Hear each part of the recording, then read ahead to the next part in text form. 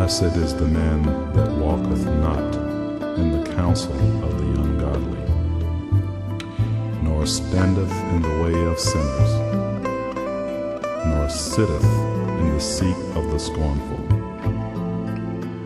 But his delight is in the law of the Lord, and in his law doth he meditate day and night. And he shall be like a tree planted by the rivers of water, that bringeth forth his fruit in his season.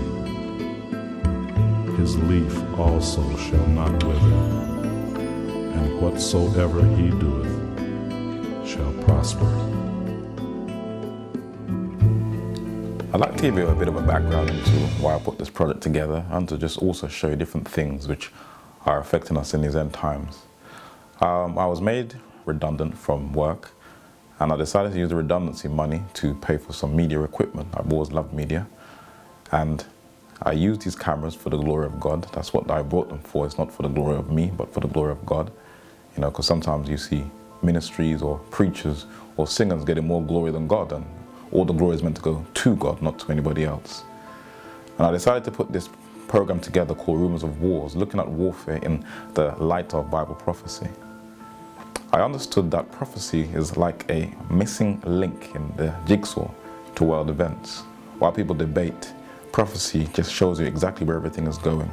But I realized that you really have to study, really study deeply. And you have to go right back into the past, way, way, way, way back, where God will take you into the past so you can understand the present. And you have to go through different world empires and their rise and their fall, which will take you up to the end times. I'd like to give you some tips on how to study prophecy in these end times and how to be a brilliant researcher, and what will help you. Charles Prestwich Scott was the editor of the Manchester Guardian, which today is called the London Guardian. And he made a very powerful quote, and he said, "Comment is free, but facts are sacred."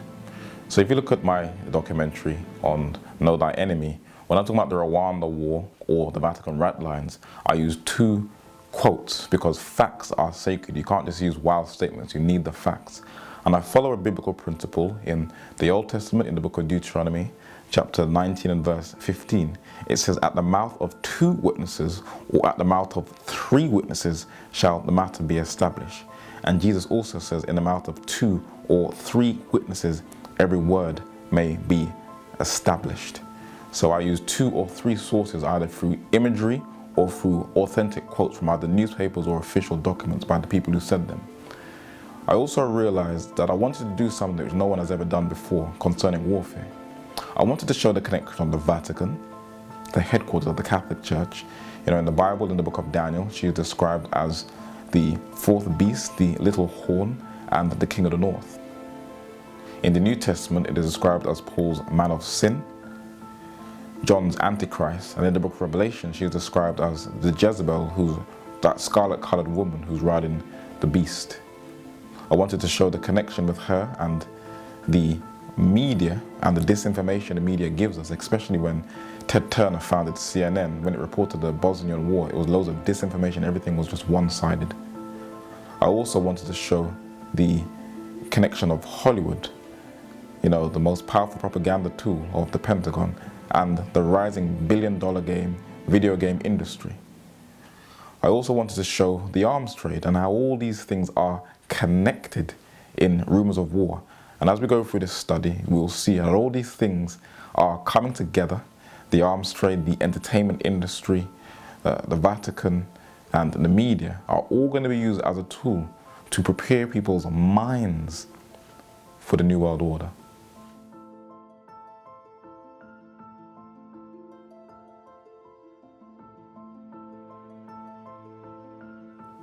What exactly is the New World Order? Whenever people mention the New World Order, they usually see the seal of the United States, which really goes back to Catholicism, the uncapped pyramid with the all-seeing eye, and underneath it says the Novus Ordo Seclorum, or the New Order Secular. Now when people mention it, they usually talk about the Rockefellers, which still, their dynasty still continues with David Rockefeller, Or they mention the Rothschilds, and all these individuals do play a specific role. But they kind of forget that some people are influenced by the New World Order without being in the least aware. Edward Alexander Sutherland says something very powerful in his book. He said, "Paganism, moreover, has but one model for all men. Its aim is to ever crush individuality and mold all characters alike." J.A. Wiley tells us where these paganistic ideas come from. And he says all idolatries in whatever age or country they have existed are to be viewed by the successive development of the one grand apostasy. The ancient Chaldean worship in the sun, the Greek deified the powers of nature, and the Roman exalted a race of primeval men into gods about varied manifestations of the same evil principle, namely the utter alienation of the heart from God, its proneness to hide itself amid the darkness of its own corrupt imaginations, and to become a god unto itself. One of the aims of the New World Order is to merge all the religions together. This is known as interfaithism, where all religions will just deny all their cherished doctrines and just come together to make a nice, better place. On the surface it looks nice, but it contradicts the Word of God. We also see that they want all these religions to coexist, to come together as one. But this poster from the EU, the Council of Europe in 1992, shows the biggest mockery to God. It shows the Tower of Babel, and up top are inverted pentagram. The inverted pentagram is one of the highest symbols in the occult. And it shows that they want to bring everybody onto one global language. And if you look at it very carefully, everybody is viewed as robots with their face as squares. But in the bottom left, you see an image of a baby, not yet corrupted. So the object of the New World Order is to now get this generation's thinking. When children leave schools, college or university, they'll be either influenced or become atheists, materialists, with a secular humanist worldview inspired by the 4th century BC Greek philosopher Epicurus, who founded the school of the Epicureans. Or they'll be agnostics with a pantheistic New Age nature worldview inspired by the Greek philosopher Zeno, who founded the school of the Stoics, the very people who Paul had a confrontation with in Acts chapter 17. They'll believe that they are beings evolving into the next stage of evolution. We are now seeing the beginnings of another stage of human evolution. Animals have had millions of years to adapt to the harsh environment. But the lizard? Is that not what Mr. Darwin taught us? That man evolves. And these ideas will be inspired by Darwinism, which teaches man to go back to the worship of nature, or Friedrich Nietzscheism, who introduced existentialism, which teaches there are no absolutes and there is no right or wrong, or Karl Marx, which just teaches that we are nothing more than economic creatures and economy can help our world situations. He also inspired men like Antonio Gramsci and a man who glorified Lucifer, Saul Alinsky, the biggest community organizer in the United States. Their concept or distorted views of sex will be given to them by Sigmund Freud, who I call Sigmund Fraud, and Alfred Kinsey, a man who had one of the biggest inspirations or influences on sex education in the United States and England. And if you look at this picture here, you can see he's clearly inspired by Aleister Crowley. Now all these ideas, as Wiley says, can be traced back to Egypt. The pagan culture of Egypt that worshipped stocks and stones goes back to places like the Library of Alexandria, which eventually got burnt down, which had loads of occult material in there. We also see that when the Chaldeans fled, according to some historians, when Neo-Babylonia was overthrown by the Medo-Persians, the Chaldeans fled and went into Asia Minor, which they will call Turkey. And there they set up the system of Pergamos, which the Bible calls in Revelation chapter, I think it's either 2 or 3, Satan's seat.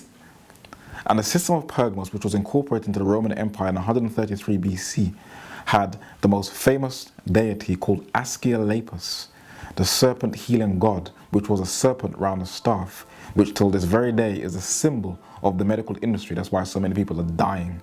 I took this picture in the Roman Catholic Church in Victoria in London, and you can see the Asclepius symbol is there. So these teachings from Babylon have come down to us today. And we see how it's been all incorporated, the Babylonian and Egyptian teachings, into an idea called Gnosticism, the biggest challenge at the start of Christianity to the apostles. Now, in 1945, they found these Gnostic texts in Egypt called the Nag Hammadi texts. And when you look at the writings, you can understand why people are now going back to the worship of nature and to the worship of self. Listen to what it says. The esoteric language of the Gnostics finds 20th century counterparts in the writings of the philosophical theologians. The stress on self-knowledge rather than ethics or doctrine reminds one of modern movements, not only in theology, but also in psychology and psychiatry. And we can see one of the countries which has had the biggest influence, which is kind of an experiment how they like to see the youth of the world, is Britain. According to Time magazine on June 9, 2008, it says Britain is one of the most aggressively secular societies on the planet. And you see that they are pushing for prayers to be eradicated from the schools. And instead of prayers, they are now teaching Eastern religions. And what effect has it had as they've eradicated prayers? They are now seeing that British youth are unhappy, unloved, and out of control. We also see they have a massive high abortion rate.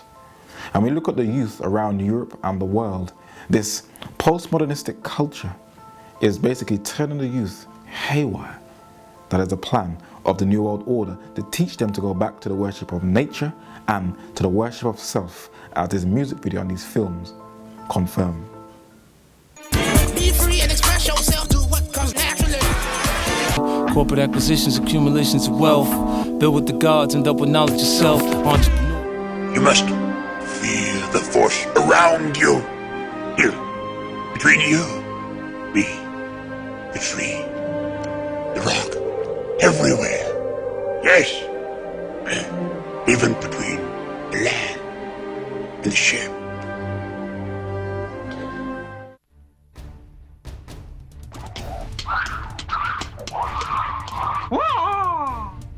Lee Jun-fan, better known as Bruce Lee, is considered as one of the most influential martial artists of all time, who synthesized Eastern and Western thought into his own philosophy. And though he died at the young age of 32 in 1973, his impact is still felt throughout the entertainment industry till this very day.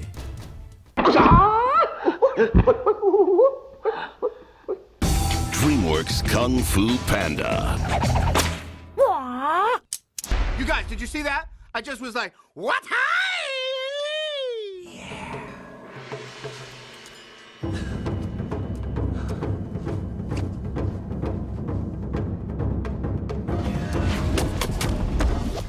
The 1999 film The Matrix, whose cyberpunk neo-Gnostic message was inspired by the Japanese manga anime Ghost in the Shell, popularized Asian martial arts into the Western postmodern culture, and in the 21st century it is in nearly every form of genre in entertainment.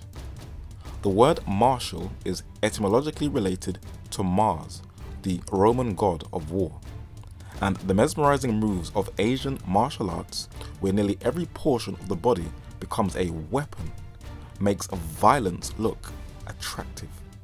And it can be found in animation in films like Epic, in video games like Batman Arkham Origins. RZA from the rap group the Wu-Tang Clan has long been a fan, and the company Samson used Usher to also promote martial arts. Many of the most famous faces in Hollywood have incorporated it into some of their most recent films. Scientologist Tom Cruise in the film Jack Reacher. Scientologist John Travolta in the film From Paris with Love. Hugh Jackman in the film The Wolverine. Liam Neeson in the film Taken. Matt Damon in the film Bourne Ultimatum. And Robert Downey Jr.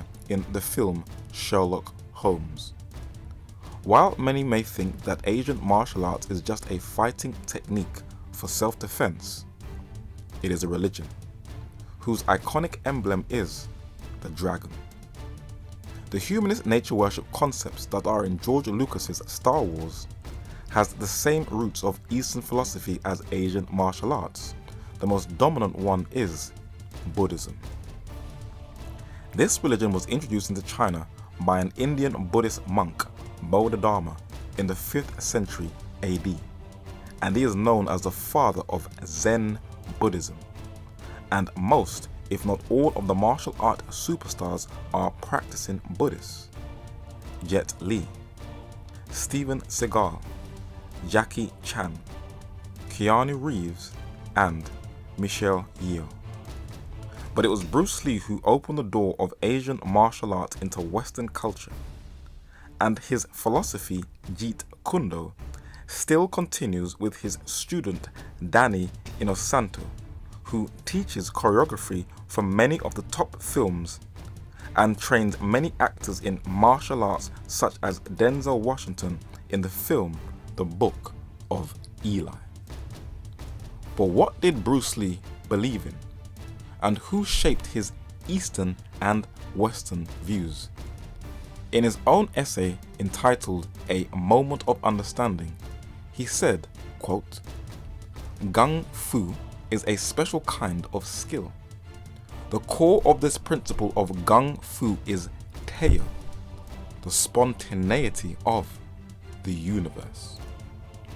This belief in the universe is a new fad among young socialites and pagans in the West, as well as among secular scientists, both cosmologists and naturalists. But in Bruce Lee's handwritten essay titled Any Color I Want, dated to around 1964, he said who shaped his Western worldview. He said, "My early schooling in Hong Kong was directed by Roman Catholic priests."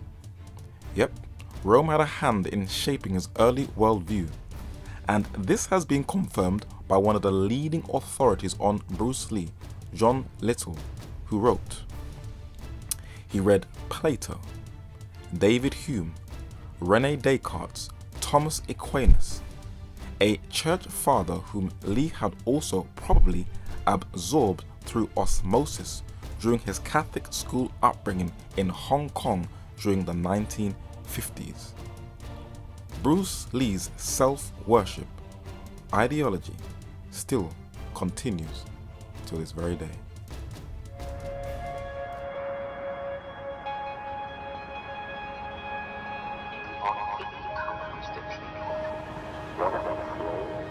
"龙是不死的，因为龙从不离开水。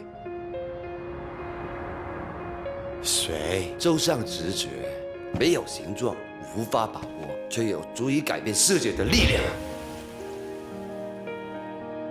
我相信直觉，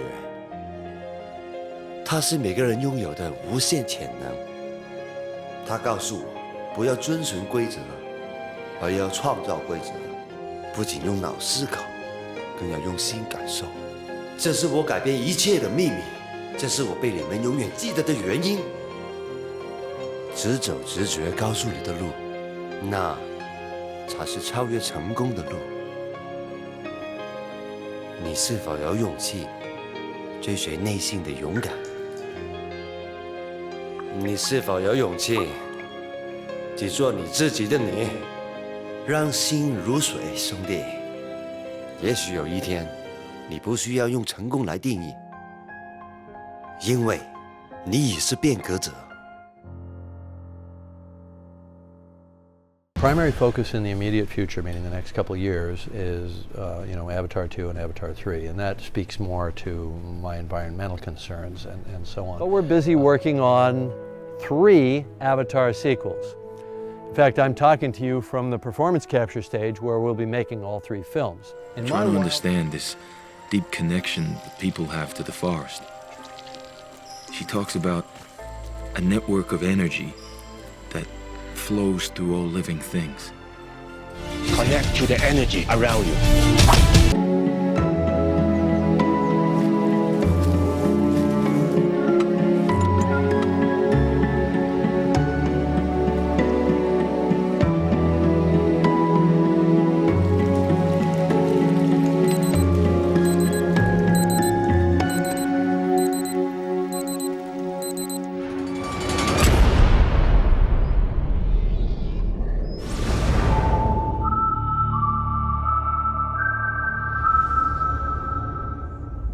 Scully?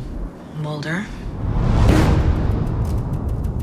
Father Joe claims a psychic connection. So you believe in these sort of things? Let's just say I want to believe. Don't give up. You see them? I see eyes staring out. My visions were God's work. Maybe it's not God doing the sending. The British tabloid newspaper, the Daily Mail, did an article on Monday, February the 2nd, 1998, which read on its front page that more Britons believe in the paranormal than believe in God. What contributed to this transition in society?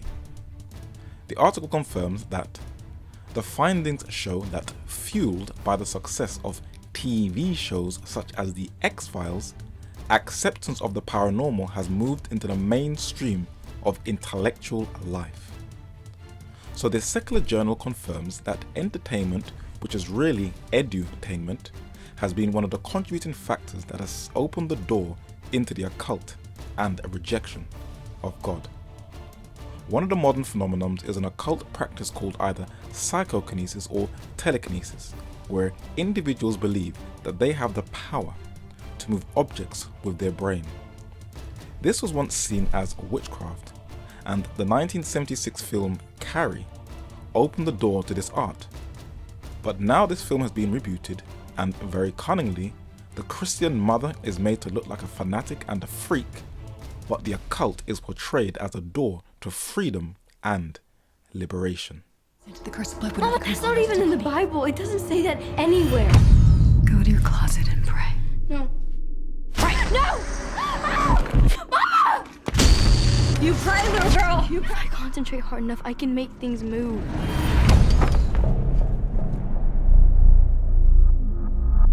There are other people out there like me who can do what I can do.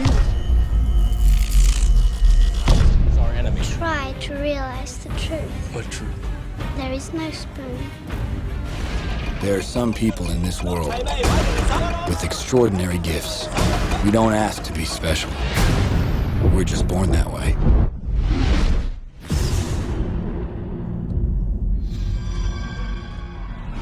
Some of us can move objects with our minds. You're a second-generation mover. Is that what the kids are calling it these days? Watch this. Dude! Holy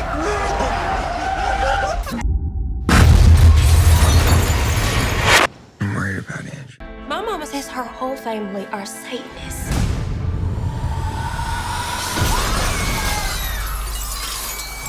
New witch. We prefer the term caster. Whether it's using the dark powers of the occult, or whether you call it the force, knowledge of self, the energy, chi, agnosticism, atheism, existentialism, or people promoting the weird ideology of L. Ron Hubbard in Scientology, or the Judeo-Babylonian mysticism called the Kabbalah, as J.A. Wiley and E.A. Sutherland have confirmed, this neo-Gnostic agenda is believing the deception that started in the Garden of Eden, when Satan told Eve to trust in her own heart rather than the word of God, and most are unaware that this is one of the primary aims of the New World Order. But all roads lead to Rome, and this New Age satanic agenda will eventually lead the whole world to the system of the papacy, where just before the second coming of Christ, you will either have the character of Satan, which is self-worship, a characteristic of the last generation on earth as the Holy Scriptures has prophesied. This know also, that in the last days perilous times shall come, for men shall be lovers of their own selves, selfishness, or the character of Jesus, which is self-denial, serving others, and humility, as Jesus said, whosoever therefore shall humble himself as this little child, the same is greatest in the kingdom of heaven. So what are the strategies this ecclesiastical megalomania called the papacy will use to merge every ideological system unto herself? While many will laugh and scoff at such an idea, she has a powerful technique in her spiritual arsenal called missionary adaptation. And the 19th century scholar James Aitken Wiley, who even Wikipedia calls a prolific writer, gives a detailed description of this technique in his 1851 essay turned book titled The Papacy. He said, "Popery is the principle or error which may be defined to be salvation of man in opposition to the truth of the gospel, which may be defined as salvation of God. For popery is but the religion of fallen human nature. It has studied the genius of every people. It has fathomed the policy of every government. It knows the principle of every sect and school and club, the sentiments and feelings of almost every individual, and with its usual tact and ability, it is attempting to control and harmonize all these various and conflicting elements so as to work out its own ends."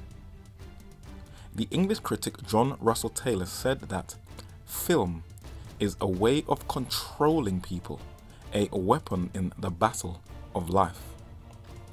And with this current generation's fascination with secret societies, the Hollywood films that portray themselves as exposing the papacy really makes people more sympathetic to her, where her signs and symbols will be so much more commonplace. Take for example the all-seeing eye. Madonna, early in her career, wears it on her back. And many modern celebrities like Lady Gaga sport the all-seeing eye, a symbol that was introduced into the United States by Freemasons.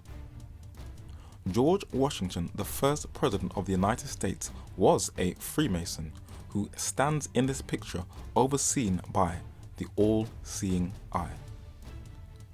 This Masonic chart shows that there are Protestant, Jewish and Muslim Freemasons, as can be seen on the stairs, whereby seeing these symbols in the mysteries, they'll become less hostile and more sympathetic to Rome.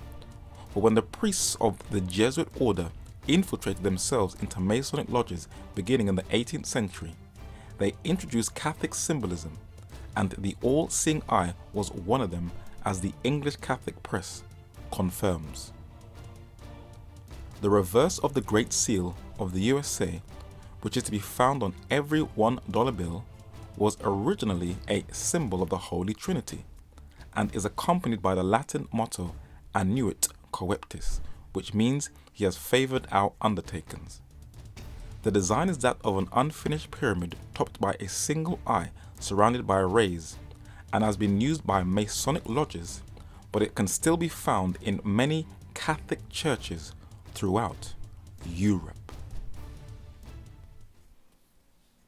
The 20th century reintroduced people's fascination with aliens for this present age, and the typical look are these beings with very elongated heads. The Satanist and bisexual heroin addict Aleister Crowley, termed the most wickedest man in the world in his day, introduced the West to a being he claimed he had contact with called Lamb, who resembles the dominant figure today we call aliens. In a book titled On Route to Global Occupation by Gary H. Carr, a former government insider turned Christian, he makes it clear that Satan's fallen angels manifest themselves into whatever form they choose depending on what that particular person believes in. And one of them is aliens.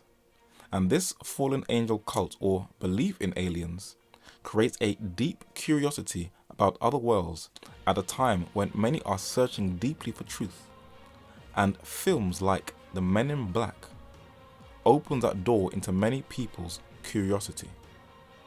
But the real Men in Black, the Jesuits, using their cunning missionary adaptation technique, caught onto the trend, and not only do these astronomers and cosmologists encourage alien interaction, but the Vatican Observatory has an observatory in Mount Graham, Arizona, in the United States, where it has a telescope that has a collecting area of 111 square meters, larger than any other reflected telescope in the world, to observe, guess what? An alien invasion.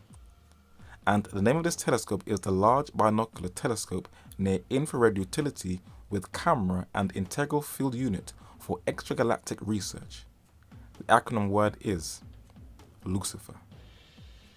Until this very day, research has shown that the most sought-after scholars in the occult are the Jesuits.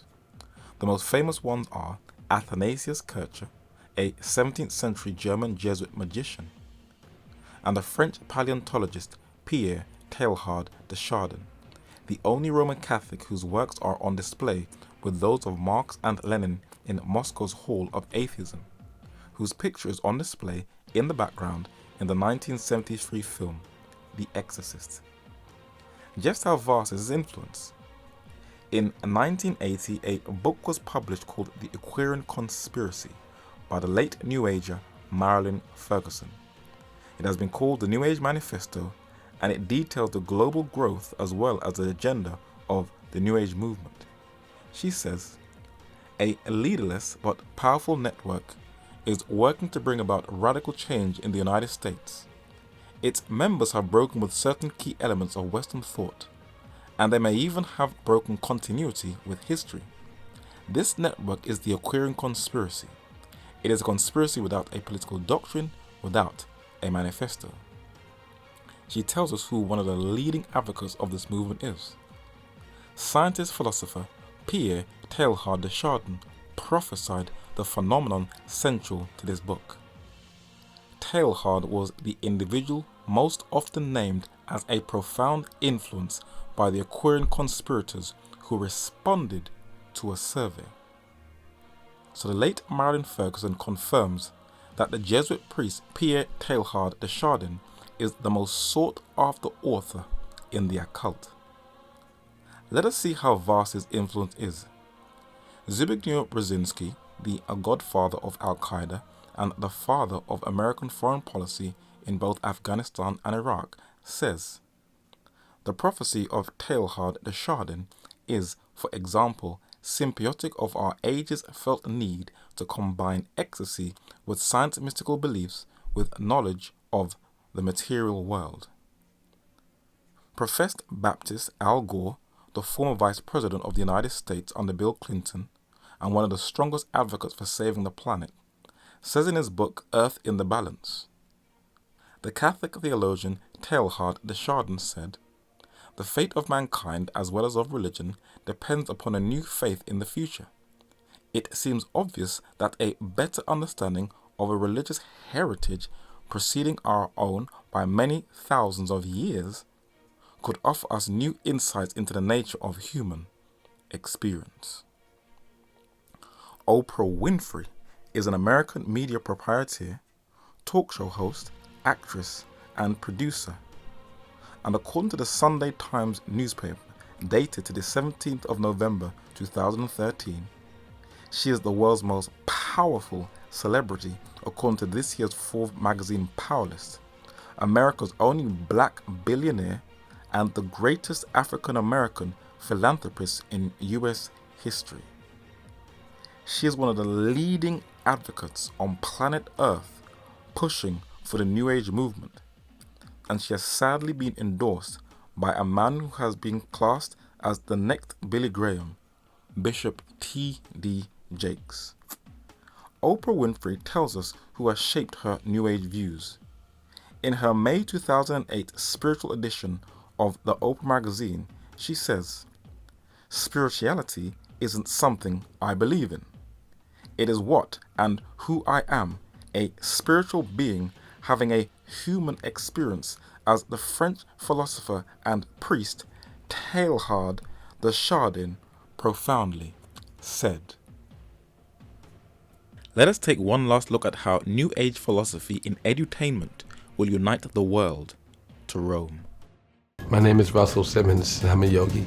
Can you speak to yoga's ability to transform young people's lives and transform communities? Yoga can transform communities, individuals, the world. Individuals first, communities second, in the world. I love about yogic philosophy. It doesn't contradict anything that's taught in science. Simmons, how's you guys do yoga? The idea of yoga is a spiritual practice, and the idea, y'all Christians, some of y'all? I'm just living. You just living, right? So this idea... Hip-hop mogul Russell Simmons teaches yoga to an up-and-coming hip-hop group Mellow High, and interestingly, before the session, he asked them if they were Christian. For as the Bible, especially in the book of Psalms, teaches to meditate upon the word of God, Simmons believes in the Hindu philosophy of Atman, which is praying or meditating to yourself, or as 50 Cent said, knowledge of self. His self-worship philosophy has come out in his book, Do You?, which is a wave of self-help books that is flooding bookstores. His college roommate, Rick Rubin, who co-founded the record label Def Jam with Russell Simmons, is also an American record producer and a yoga practitioner. And this fad has swept the Western world. But who introduced it, and what does it teach? Russian mystic Madame Helena Petrovna Blavatsky, who is considered as one of the pioneers who spearheaded the New Age movement, introduced and spread the Eastern philosophies of yoga through her Theosophical Society. But it was revived under both Bruce Lee, who taught his Eastern philosophy to many of the top actors in Hollywood, and through the musical group called the Beatles, one of the most powerful vehicles of Eastern philosophy, who introduced yoga to a younger generation in the hippie movement. From this seal, dating back to the earliest civilization in India in Mohenjo-daro, you can see a horned yogi. But what is yoga? According to volume 23 of the 1973 Encyclopedia Britannica, it reads, Yoga, originally one of the 6 systems of Indian philosophy. Hatha Yoga is based on a fantastic physiological theory teaching the existence of a dormant divine potency called Kundalini, the serpent power, at the base of the spine. The aim of the yogi, according to this system, should be to raise the feminine Kundalini through the vein Sushumna from one chakra to another until at last it unites with the masculine Sahasrara when full salvation is achieved. So yoga philosophy is that salvation can be achieved through your own self by invoking the serpent power within. Sounds quite similar to the Satanic philosophy Satan introduced to Eve in the Garden of Eden. Clarence 13X founded the 5% movement and taught black men what Satan told Eve in Genesis chapter 3 and verse 5, that ye are gods, he said. Some of the biggest names in rap have embraced the 5% philosophy of Clarence 13X. There is even a YouTube video dedicated to him by African American celebrities. And while these blacks call it black consciousness, it is really black foolishness, for it is no different to any other modern day pagan fad. For when Anton LaVey founded the Church of Satan in 1966, he recruited many of the top celebrities in Hollywood. And one of his most famous recruits and members is Marilyn Manson. And from observing his music videos, you can see he promotes darkness and folly. Just look at this photo of him, and you can see a dark, miserable, and empty soul. And what is his philosophy from his satanic church? He says, Satanism is about worshipping yourself. So as previously noted, whether you call it Satanism, the 5% movement, Darwinism, secular humanism, believing to be at one with the universe, and all the self-help books, when you do team building in the workplace, in the office, and it encourages positive thinking and willpower building, and when school children in the UK are encouraged under the draft document of the Welsh Assembly under Key Stage 1 that all is relative, it confirms what the high-ranking Freemason and the leading esoteric scholar on the occult, the late Manly Palmer Hall, says in his book The Secret Teachings of All Ages, that all of these philosophies can be traced to the deep inner workings of the secret societies, which he calls the mysteries, and the superstitious philosophies of the Dark Ages, when the papacy ruled supreme. The ancients did not believe that spirituality made men neither righteous or rational, but rather that righteousness and rationality made men spiritual. The mysteries taught that spiritual illumination was attained only by bringing the lower nature up to a certain standard of efficiency and purity. The mysteries were therefore established for the purpose of unfolding the nature of man according to certain fixed rules which, when faithfully followed, elevated the human consciousness to a point where it was capable of cognizing its own constitution and the true purpose of existence. Today's godless generation, though claiming to reject religion, they are unaware that they are going back to the superstitious teachings of the papacy when it controlled Europe in the Dark Ages. Manly Palmer Hall continues. Though the demonism of the Middle Ages seems to have disappeared, there is abundant evidence that in many forms of modern thought, especially the so-called prosperity psychology, willpower building metaphysics, and systems of high-pressure salesmanship, black magic has merely passed through a metamorphosis, and although the name may be changed, its nature remains the same.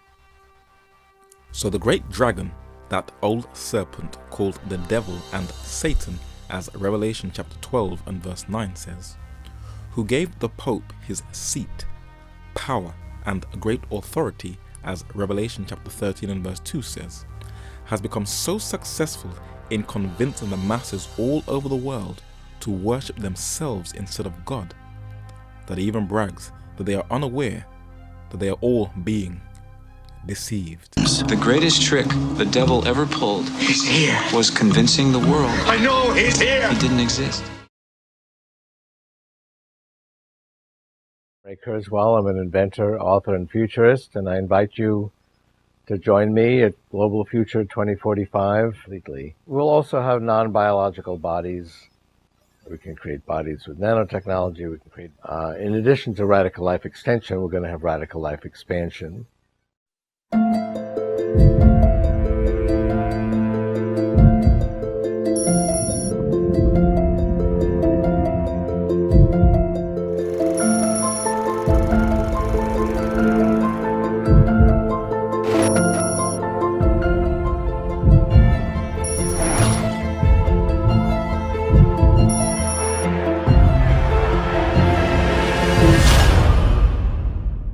For the first time in human history, the splicing of human DNA was successful. This is illegal. We're gonna go to jail for this. Human cloning is illegal. This won't be human, not entirely. The concept is to drive these remotely controlled bodies called avatars. They're grown from human DNA mixed with DNA of the natives. Marine in an avatar body. That's a potent mix. Looks like you. This is your avatar. Just relax and let your mind go blank. We're gonna put a man inside a machine.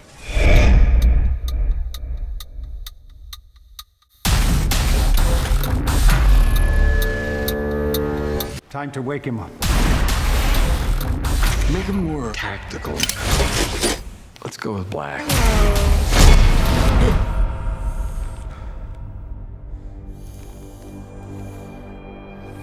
I never asked for this.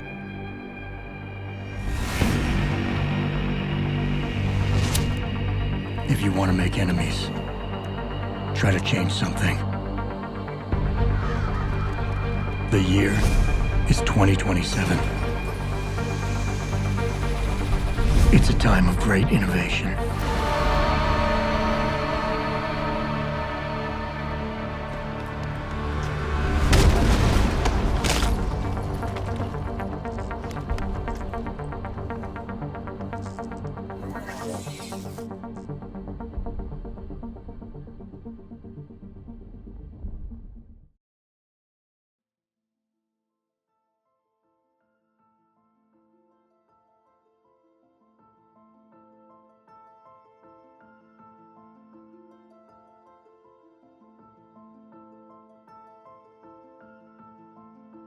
Prometheus was essentially going to be about creation, was going to be about not just what is the creative sequence of events and the genetic sort of Darwinian evolution of a face hugger or a xenomorph, those things, interesting. But more importantly, what if the entire movie is about humanity, us, sort of in the future, sort of challenging this scientific idea of creation? Where did we come from?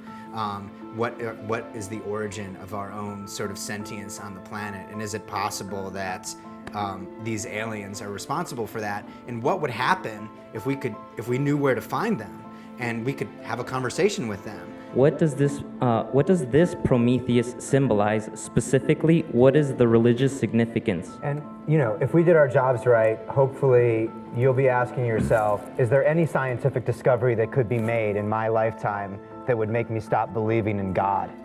So the object of the New World Order is to paganize the thinking of today's generation. But also the Bible is going to directly be attacked. And movies are the most powerful way of doing that because it has an emotional appeal. In 2012, a film was released called Prometheus by Ridley Scott. And it taught man to go back to the pagan religions of old to find out who they really are. It also taught that mankind was not created by the creator God in heaven, but by these beings called the engineers. And just like many other films, it makes a complete attack on the Bible, totally discrediting the whole plan of salvation. At this moment in our civilization, we can create cybernetic individuals who, in just a few short years, will be completely indistinguishable from us. Which leads to an obvious conclusion. We are the gods now. It's time for a man to use absolute power for the cause of ultimate peace.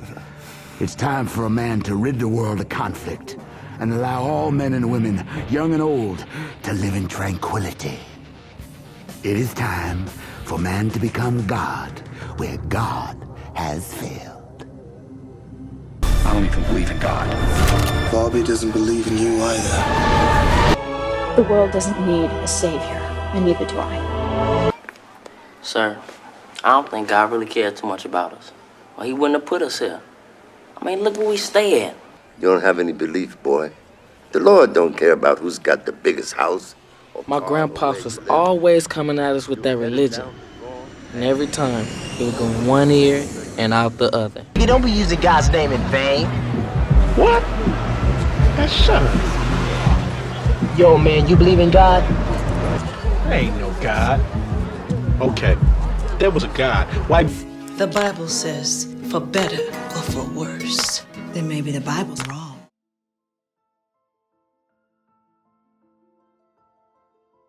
The book of Isaiah, chapter 14, the book of Ezekiel, chapter 28, and the book of Revelation, chapter 12, talks of a fall of an angel called Lucifer, comprised of two words, lux, light, and pheros, bearer, the light bearer. He is eventually called Satan or Satan, the adversary. We're seeing that Satan is trying to make people look like he was the victim. In a book called A Trip into the Supernatural by the late Roger Morneau, this man, who was a member of a secret society before he accepted Christ, says how Satan's objective is to teach people that he was unfairly treated. And we're seeing in films like Dogma, it is completely ridiculing the fall of Lucifer, totally mocking what happened when he got kicked out of heaven. We see this album by a singer called Jim Steinman. It shows an angel looking up to heaven. It has a musical instrument in his hand with chains being lifted off. And it says he will be bad for good. A similar poster of a recent film called Legion also shows an angel looking up to heaven angrily. And the film shows an angel saying that God is just going to destroy mankind. It doesn't show the gospel giving man an opportunity, but it shows an angel taking off his chain around his neck, saying that he's now free from God because God is just so aggressive and overbearing. And listen to what it says during the film. When I was a little girl, My mother spoke of a prophecy, of a time when all the world would be covered in darkness and the fate of mankind would be decided.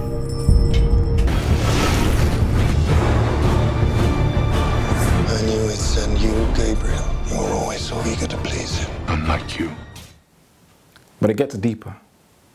Kanye West did a video called Runway. It was for over half an hour. And it shows an angel falling from heaven, which represents Lucifer. And it shows Kanye West looking after this angel, grooming it back to health, eventually glamorizing this angel, falling in love with it and almost worshiping it. And then this angel can now go back into heaven? That's blasphemy.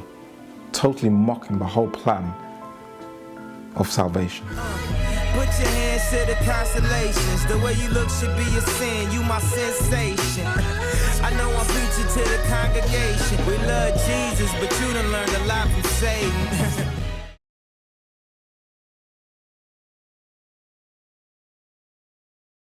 Judas, Judas, Judas, Judas, Judas, Judas, Judas, God. Judas is the demon I cling to. Jesus Christ could come back after a few thousand years, somebody get a picture, put it on TMZ. The first comment would be, Jesus douchebag. You know what I mean? You should treat people the way that you want to be treated. Didn't Jesus say that? Yeah, right. Also, always take a favor over money. I think Jesus said that as well. I don't know if he said the second one, but he might have said the first. I love three things. I love my country, I love Jesus Christ, and I love making people rich. Hello? The Bible says that when little baby Jesus was born, he was born to the Virgin Mary. J. Blige.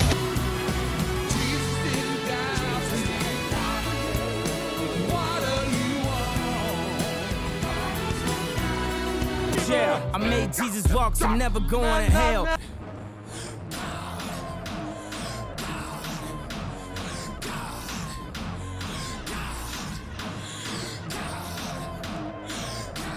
Yeah, well, for me, I'm Christian, and I'm hip hop.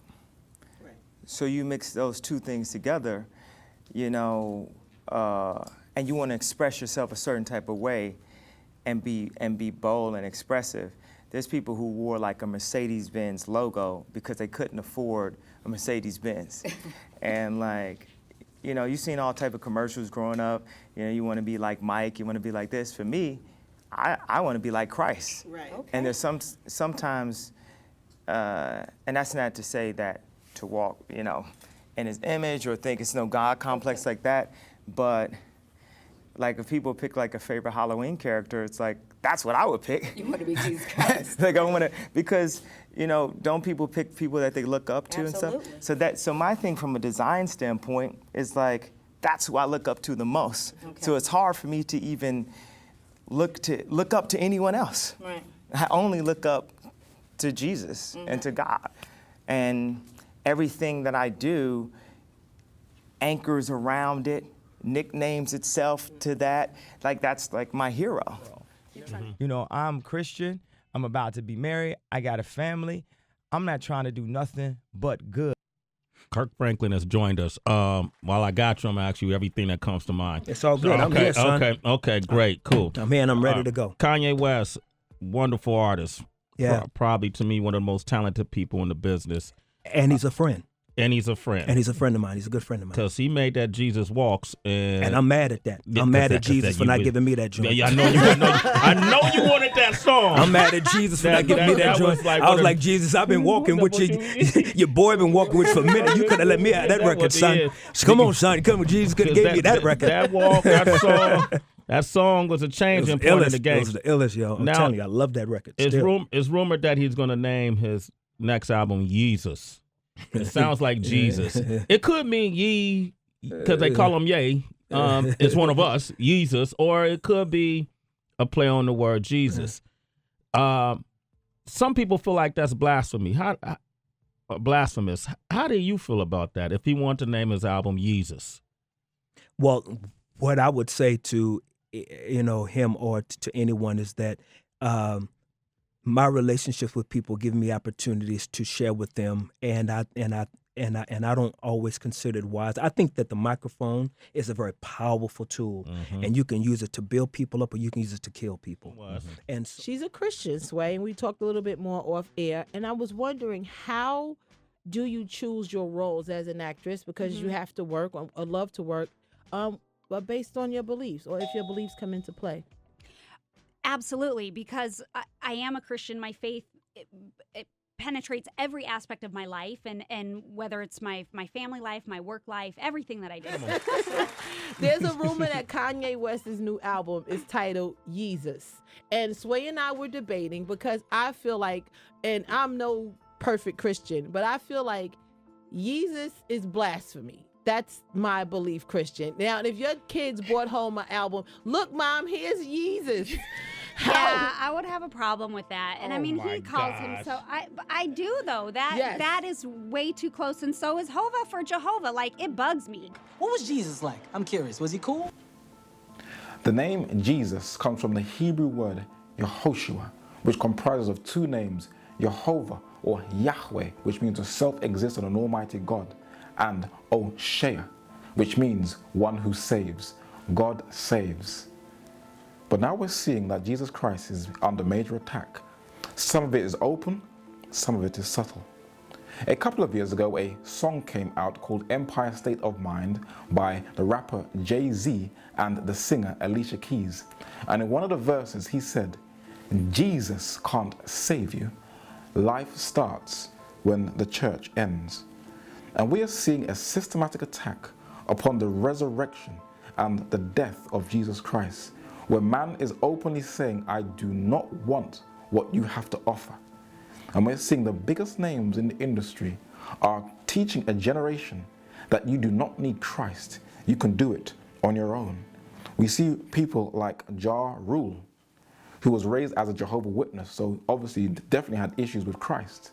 On his album cover, it is called Rule chapter 3 and verse 36, where he's taken John chapter 3 and verse 36 and applying it to himself. One of the biggest names in the music industry is Pharrell Williams. Pharrell Williams was interviewed in GQ Style magazine, and listen to what he says. He says, "I believe in God and the universe, and that those are synonymous, that they're basically the same thing. I'm no theologian. On paper, I'm a Christian, but really I'm a universalist. I believe there are many different routes to a destination. Do I think that Christianity is the only way? No. I think the only route for everyone is their connection to God. That's the way you get close to Him, and that's going to happen here." Well, if you look at some of his foolish music videos, like Drop It Like It's Hot, how on earth is that getting closer to God? But we're seeing that one of the biggest names, such as Beyonce knows. Beyonce uses her body and teaches young girls, like in the film Aladdin, that to get far in life, you use your body to become successful. And in 2003, the London newspaper called The Sun interviewed her, and she said that God has given her permission to strip on stage, but it gets worse. One of her albums is called I Am. A number of years before that, in the late 1990s, the rapper Nazira Jones, better known as Nas, also titled his album I Am. Christina Aguilera also has titled her album I Am. Who is the great I Am? Jesus said in John chapter 8 and verse 36, "Before Abraham was, I am." He was declaring that he was the one who was speaking to Moses at the burning bush. So we see that the deity of Jesus is under major attack. On the prophetic calendar, we are living in the closing stages of Earth's history. But what I've realized is even a very strong resistance within the church to not hear about the end times. They see it as gloom and doom. You wouldn't think these things happen in the churches, but it's a reality. But I took this photograph a couple of years ago in South Kensington Station, and it has a man with a placard on him saying the end is nigh, looking like an Amish. And underneath it says, "Lighten up." And you can see who's promoting it, Virgin. This album is called Heaven and Hell by a rock group called Black Sabbath. And on the front cover, you can see 3 angels. It is mocking the last message of mercy to mankind in the book of Revelation, chapter 14. In a comic I got a couple of years ago called Kingdom Come in 2011, DC Comics shows their superheroes. And when you open up the comic, it says, "Fear God and give glory to him, for the hour of his judgment is come." It's preaching Revelation chapter 14. It also says 7 thunders will utter their voices, and it was given unto him to make war with the saints. So it's teaching the end times, but then there's a deception. Rather than looking to God to redeem you, it teaches man that the superheroes now come out of their retirement, and now the superheroes must save mankind and not God. A film came out called This Is the End with Rihanna, actress Emma Watson, and stand-up comedian Kevin Hart. And the whole film, This Is the End, completely mocks and ridicules the end times. It makes a complete laughable look at the last days. And Britney Spears also does a video called Till the World Ends, where she says we need to keep dancing until the world ends. And it shows the world coming to a complete standstill and close. But she says, let's just continue to dance until the world ends, totally mocking the end times. What makes it even more worse is that Christians are now embracing secular views of the world for their end time interpretation, saying that the mark of the beast is some barcode. And they believe that these barcodes are going to be the mark of the beast, where they can trace you through a microchip. Now, brothers and sisters, we can be traced through passports, mobile phones, computers, your cars, your oysters, and all these things can be traced. So this is just a deception in these end times, and the only way we're going to really stand is by knowing the word of God, and that is the only thing which will keep God's people in these end times.